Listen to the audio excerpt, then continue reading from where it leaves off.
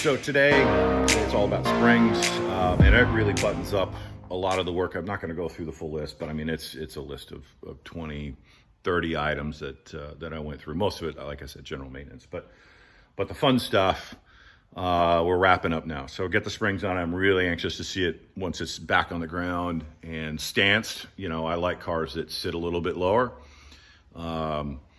Not only do they perform better, but I think they just look better, certainly in this body style. So anxious to get it on the ground. We'll take a look.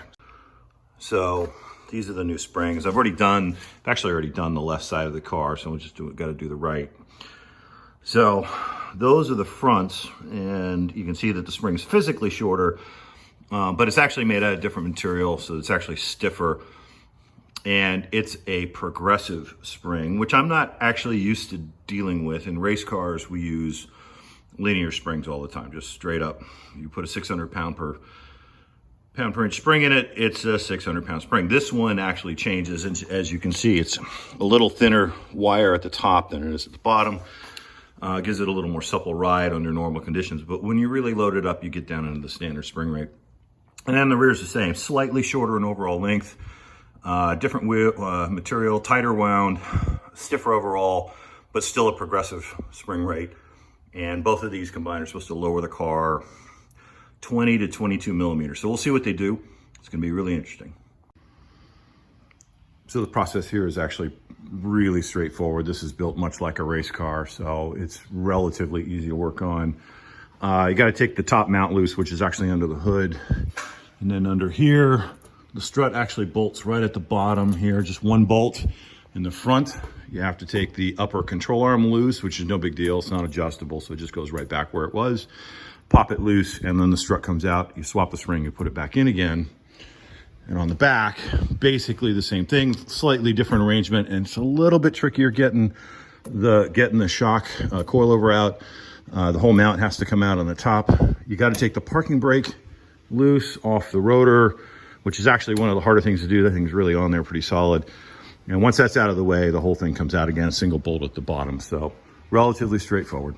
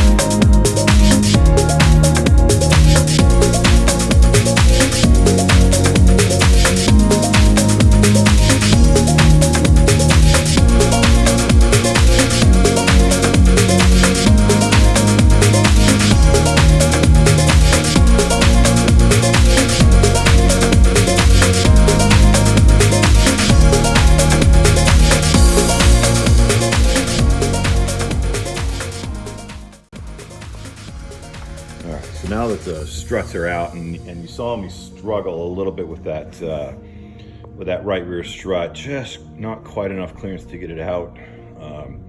Had to take a couple more things apart. A little harder on that side than the other side, but that's right, it's out now.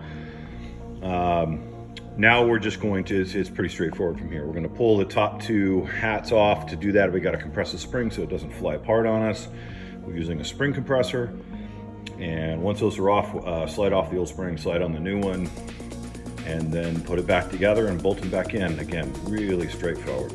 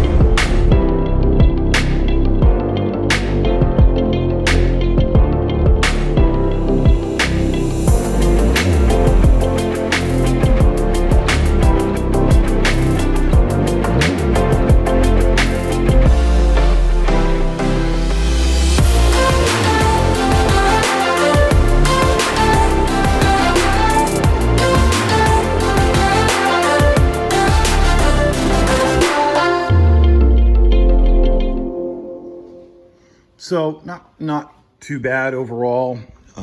You know, you saw me struggle probably a little bit on the video, but you know, space is tight on this car. Everything's a little bit of a struggle, but all in all, that's a pretty straightforward job. I did this side, which is the one you saw in video, much faster than I did the other side because I took my time. So I'd already figured out kind of tooling arrangements and access and how things were going to come in and out. I did struggle with that right rear a little bit. It is a little bit different than a left rear just because of body differences side to side.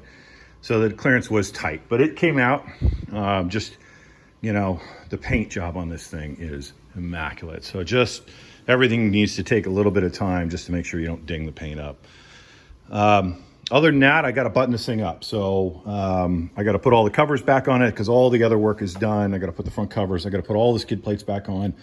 I got to put all the plastic fender liners back on. We'll wash those up before they go in. And yeah, and then put the wheels and tires back on it, drop it back on the ground, and we'll go take a test drive. So hopefully I should be able to get that done here in the next few hours. And we'll take a look at the results. Oh, and I forgot to mention that I did take a torque wrench to everything off camera and nut and bolt the whole thing to make sure that, you know, I didn't miss a step. It's always a good practice to go back and take a step back, go back, put your wrenches on everything you touched, even stuff you didn't touch while you're in there.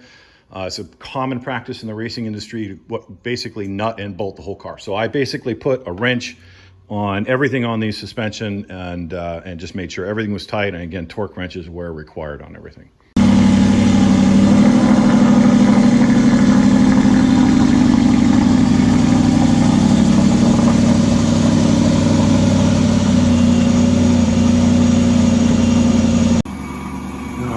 Really happy to have this thing back off the lift again. About to go on a quick little test drive, get the suspension settled in, and got a couple little things left to do. I didn't put the front wheel wells in because I got to replace the door struts, and so those are coming this week. But other than that, it's been about 3 weeks worth of work to do all the maintenance and repairs and swap the springs out. So really happy to have this thing back out of the shop again.